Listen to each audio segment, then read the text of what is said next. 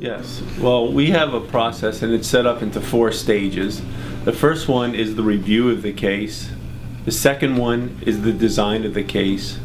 The third one is the pre-trial implementation of the case.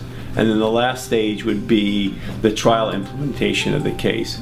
Now, they have a little more detail to them, and Shelley, if you could possibly tell us what that is?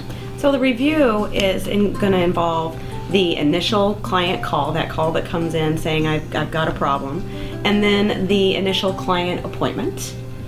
And then in the design phase, we're going to spend time with the client updating, planning, and making out assignments.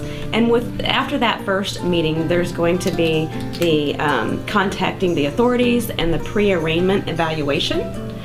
Then there's another meeting with the client, an updating and planning meeting, and after that there will be an arraignment and a bail hearing. So that kind of defines the design section. Then we go into pre-trial implementation, and in the pre-trial implementation there again will be another client meeting involving that client and the family. Then comes the discovery and the readiness conference, and then another meeting with the client to keep them updated and any assignments that need to happen to prepare them for the preliminary hearing, the second arraignment, the law in motion, and the second readiness conference.